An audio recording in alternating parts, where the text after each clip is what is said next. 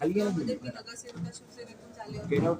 त्यानंतर बूम खाली गेले TV9 करण्यासाठी मला या राजकारणात उठवलं होतं आणि त्यांना हेल्प म्हणून मी समाजकारण करायला लागले. त्यानंतर 2 वर्षाआधी 21 वर्षाआधी अभिषेकची त्यांची हत्या झाली. त्यानंतर परत मी समाजकारण करायला सुरुवात केली.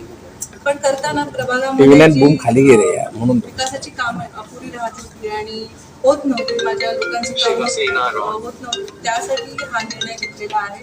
खरं तर ठाकरे कुटुंबांना सोडण्याचं खूप कठीण निर्णय होता, कारण ते एक माझं परिवार होतं आणि खरं तर त्यांच्याबरोबर मी अखेरपर्यंत माझे ऋणी राहीन, कारण त्यांनी मला एक नवीन ओळख दिली, नवीन चेहरा दिला. त्यामुळे त्यांना मी नाही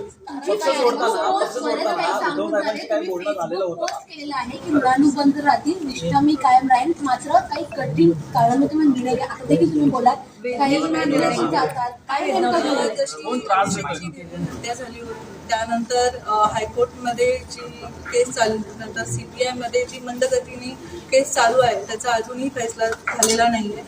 त्यामुळे मी जेव्हा देवेंद्र फडणवीस साहेबांना भेटली, हे आमचे बोलणं झालं की लवकरात लवकर CBI ला सांगून ते निर्णय घेतले जाईल आणि जी केसचा निकाल आहे ते निकाल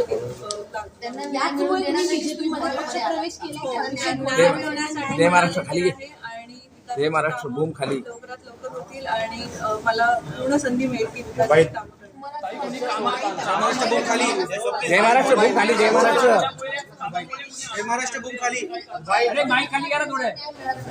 नाही, असं काही नाही. मला वाटतं की खूप मंदगतीने चालू आहे, संतगतीने आहे. तर मला असं वाटतं की ते काही दबाव होता का तुम्ही तिकडे काम करत होता, तिकडे काही अडथळे कोणी काही अडथळे काही दबाव होता का तुमच्यावर?